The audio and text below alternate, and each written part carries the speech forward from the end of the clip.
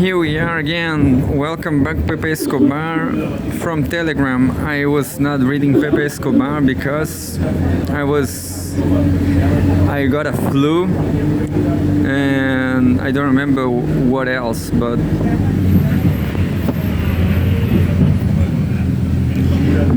now I have 1,351 new live updates.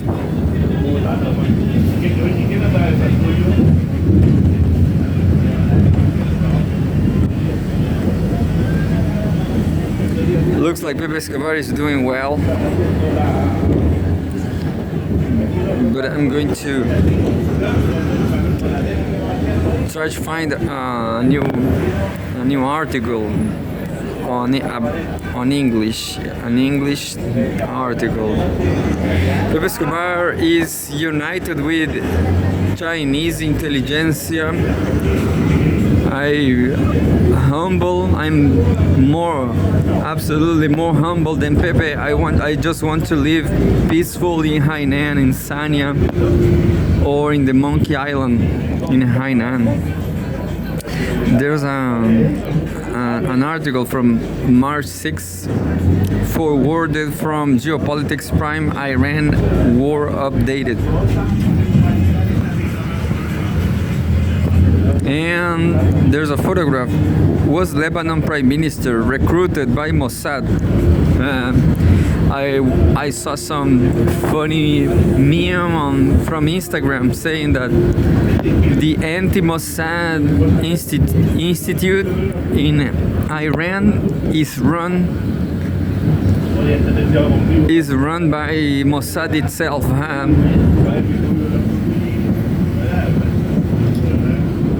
And here we are. Was Lebanon's Prime Minister recruited by Mossad? A bombshell report circulating in Arab media claims current Lebanese Prime Minister Nawaf Salam was recruited by Mossad in 1979, just like Jeffrey Epstein was.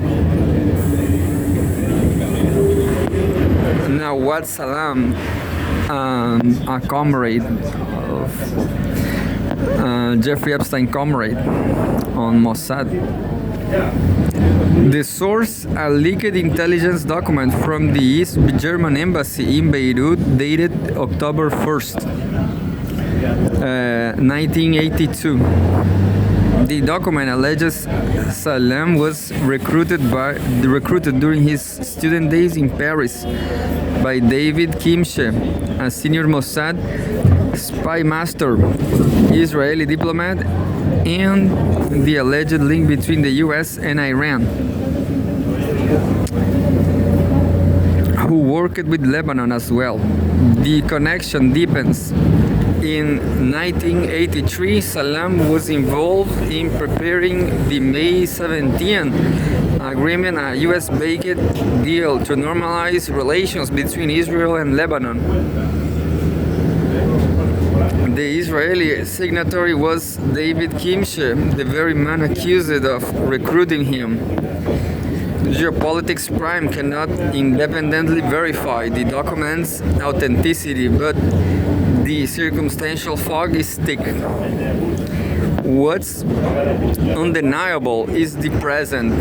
While Israel's carpet bombing devastates Beirut and southern Lebanon, Salam's government has offered no clear diplomatic response.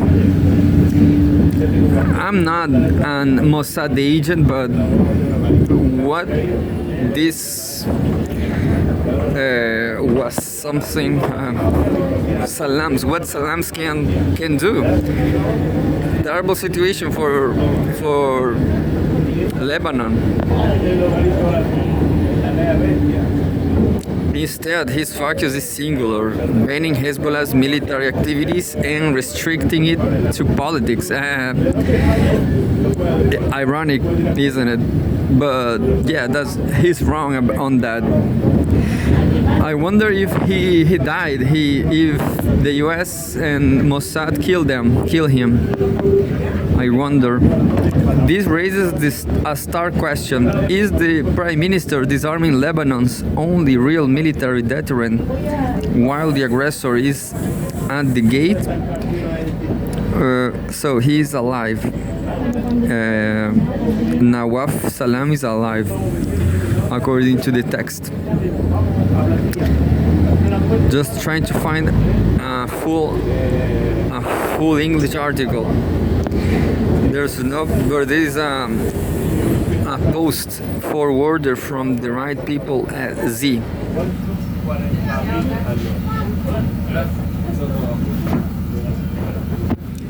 The right people Z. Vladivostok is becoming the starting point of the Trans-Arctic Transport Corridor. New deep water terminals capable of handling Arctic-class vessels will be built in Vladivostok. The projected capacity of the complex is estimated at around 1 million containers.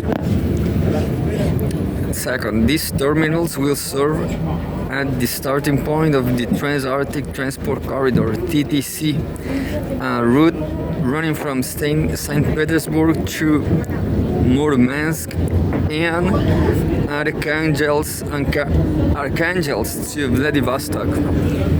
I hope so. And third, in addition, the Maritime Board has instructed officials to upgrade the projects for the Primary 1 and Primary 2 transport corridors. These routes will connect the region with northeastern China and become part of the TTC, which integrates the Northern Sea route with railways, highways, and river transports. As we reported earlier, the Northern Sea Route is a historic state building, a project for Russia in the 21st century, and also reported that the TCC, of which the Northern Sea Route is a key component, represents a secure alternative to traditional logistics routes, which, as we are seeing right now, can be extremely insecure, as well as more expensive and longer. There's a new Pepe post.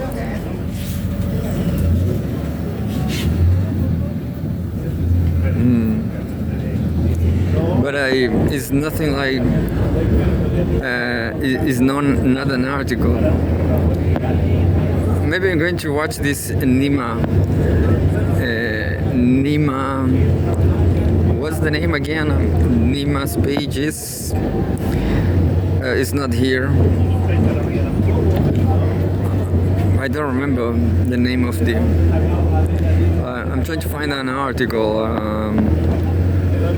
English article. And well, if Pepe Escobar can help me to live in Hainan, I still have 3, and now I have 4 dogs. I'm doing all absolutely wrong, isn't it? I'm doing all wrong. Taking more dogs for me.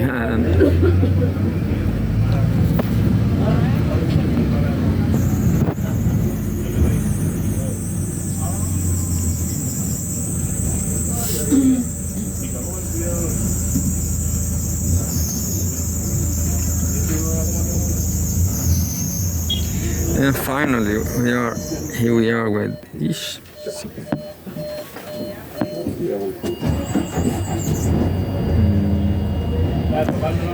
And here we are. Well, the bus wants to die. Maybe the bus is going to die. The engine, I guess. Yeah. Anyway, this bus is too old, but that's not a problem with Chile. The problem with Chile is that there's no free education. Anyway, Pepe Escobar, the mosaic of dead by a thousand cuts. March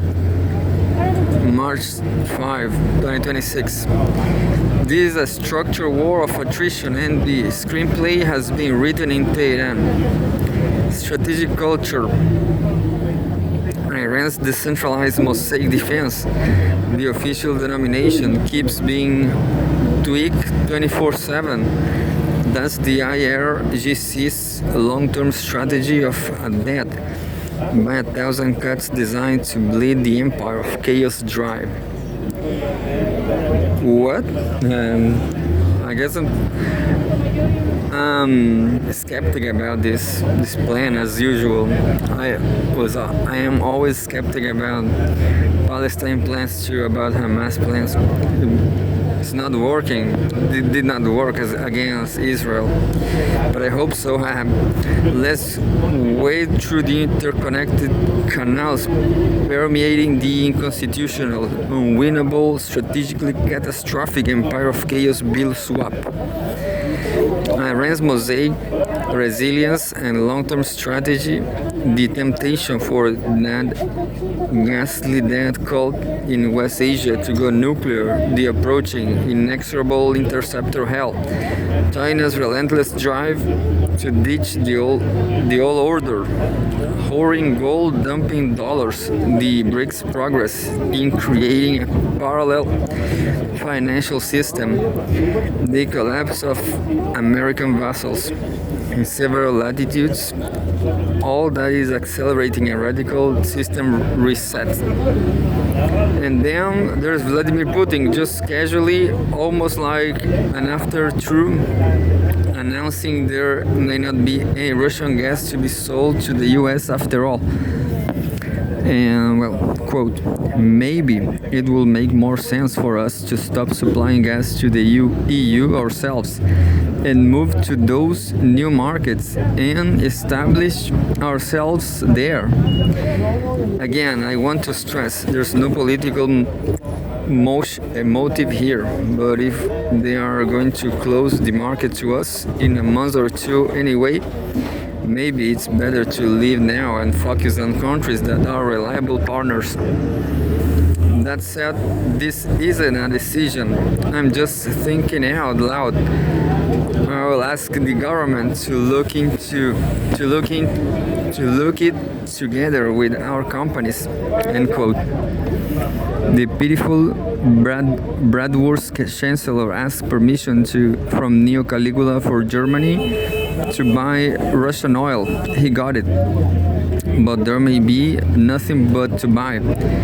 This is an energy war. And the EU, once again, does not even qualify as a homeless beggar. No Qatar gas, no Russian oil and gas. Now go back to your NATO-obsessed forever war. Sounds legit. Looks like the EU has no more oil for the EU.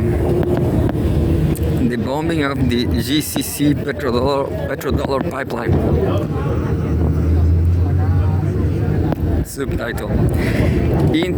Immediately after the decapitation strike last Saturday of Supreme Leader Ayatollah Khamenei, Iran switched to decentralized command and control and cells with a 4-level deep succession plan, launching relentless volleys of older, slower missiles and sacrificial drones to consume Patriot batteries and THAAD systems in industrial scale. With that move, Iran changed the rules of the game already on day one of the war. Anyone with an IQ over room temperature knows that to use 3 Patriots, $9.6 million combined costs, to defend against a single Iranian sacrificial ballistic missile is completely unsustainable. And I will add the helicopter drawing on the floor, target by missiles by Israel / USA missiles. So it's no wonder that It took only 4 days of the war of the Epstein syndicate on Iran for the global financial system to go completely bonkers. $3.2 trillion evaporated in a matter of 4 days and counting.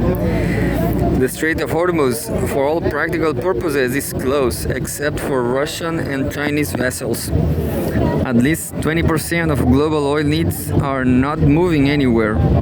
Qatar's entire LNG production is offline, with no resumption in sight. Iraq's second largest oil field has been shut down. And still, volatile Neo Caligula vociferates that his war that was supposed to last only a weekend may drag for 5 weeks. And other industrial military Pentagon clowns are talking about all the way to September. By lasering on US interests across the GCC as legitimate targets, and not only military bases, Iran set a time bomb. This is a direct attack on the petrodollar to the silent delight of Beijing. The Iran certainly gave it that the chain reaction will be instantaneous, all the way to panic as preamble to a new generalized Great Depression. No oil plus no meaningful GCC defense against Iran's missiles, drones means no more torrent of Wall Street fake money. All AI bubble, after all, is being financed by GCC quote-unquote investments. The new pipeline stand bombing is not of the Nord Stream kind. Is the bombing of the GCC petrodollar pipeline. Yeah, I have zero idea about the pipelines. What's the state of art of the pipelines? It's all destroyed, I guess. Who knows? All that is happening in record time as Iran's decentralized mosaic is fine-tuned. For instance, an array of deadly anti-ship missiles, which have not been used yet, are coordinated by the IRGC, the Navy, the Army, and aerospace forces have for drones. Even if ballistic missile attacks are not keeping up with the initial breakneck pace, they are more than enough to keep steadily hammering US military bases, whose air defenses are already largely depleted, plunge the death cold in West Asia and the GCC in total economic hell, and scare to death every nook and cranny of quote-unquote global markets. And for all the chest thumping in Washington by the oily, clownish Secretary of Forever Wars, dozens of Iranians underground military fortresses loaded with tens of thousands of missiles and equipment remain invisible and untouchable. Subtitle says bankrupting the empire of chaos business model. That's what Pepe said today on TV 24/7, the Brazilian channel with Leonardo Tush. This is a desperate war to save the petrodollar, an energy powerhouse like Iran trading outside the petrodollar in the ultimate anathema, especially because the process is coupled with the BRICS drive towards setting up independent payment systems. You know, I just remember that I stopped reading Pepe Escobar because I got a shock, a political shock right here in Chile with the last Nazi election. These people alleged a neo-Nazi, former grandson of a Nazi. And anyway, the far right, stupid far right. And well, the BRICS is. I hope the best for the BRICS, but don't look like they are helping Iran. The immense structural fragility of the GCC, Iran's neighbors, makes them all ideal prey. After all, their entire business model is built on the petrodollar in exchange for a mafioso US quote-unquote protection, which has vanished in the sand in the first 4 days of the war. Due to Iran's asymmetric warfare machine bankrupting the empire of chaos business model in real time. I hope so. The definitive exhibit is the implosion of the Dubai bling bling dream, much more than the devastation imposed on the US Fifth Fleet related interests in Bahrain, and even a ballistic missile destroying the $1.1 billion AN FPS 332 phased array radar at the Al Udeid airbase in Qatar. Well, Pepe said exactly that this model is scrambling, but I don't know what he means, what exactly he means. What I guess is that if the West, the US and Israel destroyed Iran, well, this model can, even Iranian people will, the far right of Iran, I guess, people westernizing Iran, Iranians westernize those people who like the West's products. I guess they're going to win. Who knows? There's the possibility, that the Iran loss, quote-unquote, checkmate comes from the Persian, quote-unquote, Shamat, meaning, quote-unquote, the king of helpless. Well, Emperor Neo Caligula may not know he is naked because he is incapable of playing chess, but he is scared enough to start desperately looking for a way out. I hope so. In another subtitle, the Astrakhan-Tehran Air Corridor. Astrakhan, I don't remember, maybe it's China. Now for the role of Russia, the focus should be on the Astrakhan-Tehran Air Corridor, crammed with secret cargo flights. The Shkalovsk military airfield near Astrakhan is the key logistic hub of the corridor. Cargo such as the IL-76MD, the AN-124 and the TU-0204 300C are shooting back and forth covered with special material that reduces radar visibility and hides them from civilian tracking systems. Their cargo arrives in Mehrabad airport in Tehran. No wonder it was bombed by Israel. PM and Shahid Behesti in Isfahan.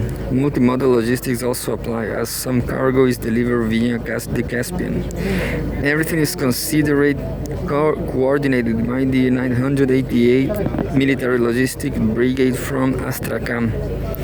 Cargo contents include components from air defense systems, radar guidance modules, hydraulic systems for missile launchers, long-range detection radar modules. I guess all this is from China. Astrakhan is China. On top of it, under a secret protocol, Russia is supplying Iran with state-of-the-art electronic warfare, including an export version of the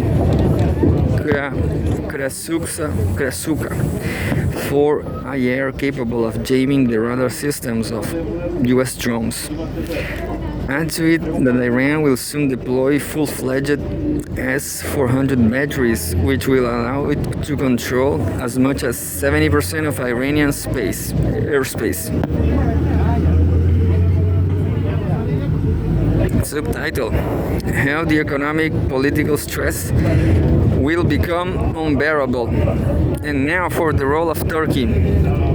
Only 2 months ago, the MIT Turkish intel directly warned the IRGC that Kurdish fighters were trying to cross from Iraq to Iran.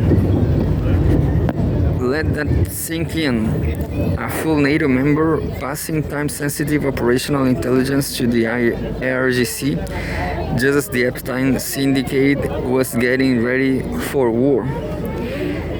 There are at least 15 million Kurds living inside Iran.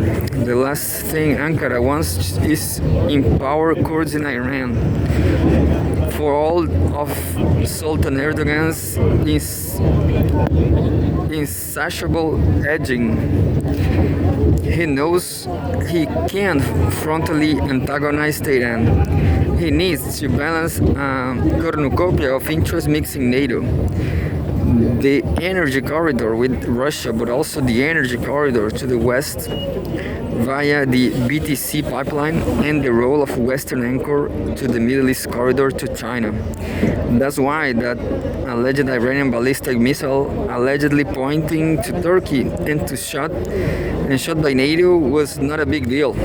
Foreign ministers, Faydan, Turkey, and Arakshi from Iran discuss it like adults. There's the impenetrable fog of war about it. The missile may have been sent to cripple the BTC oil terminal and subsequent drone launched on Georgia designed to cripple the weakest spot of the BTC. None of that is confirmed and will be impossible to confirm. That might as well have been a false flag, even though Tehran may be quite interested to cut off 30% of Israel's oil supply. The BTC will continue to be in play as it weaves across Georgia, carrying Azeri crude across the Caucasus to the Turkish Mediterranean coast. Bombing the BTC will fit the Iranian strategy of severing every energy corridor feeding the Epstein syndicate and its acolytes across the Gulf, the Caucasus, and all the way to the Mediterranean. Along the BTC, another logical Iranian move would be to attack the Southeast-West pipeline. It bypasses Hormuz, Iraq's offshore loading platform in Iranian territories, waters that handle 3.5 million barrels a day, and the Abqaiq processing hub that handles the majority of Saudi crude before it reaches export terminals. If Iran, under extreme stress, is forced to hit all of the above, there is no strategic petroleum reserve on the planet capable of covering the gap. Not in this planet. In this hellish interconnection of energy corridors, shipping lanes, global supply chains, maritime security, and the oil price going out of control, only Pentagon clowns can possibly want to prolong the war until September. Asia, Europe, and every energy importer across the chessboard will be applying maximum pressure for any measure of de-escalation. Sounds fair, sounds right.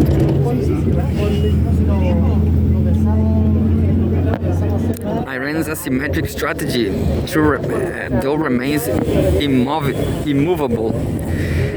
Expand the war horizontally and stretch the timeline to the max to make the economic political stress unbearable. Translation: this is not a quick regime change stunned by a bunch of psychos. This is a structure war of attrition, and the screenplay has been written in Tehran. Really, is not. I mean, what happened in Yemen? What happened in Yemen?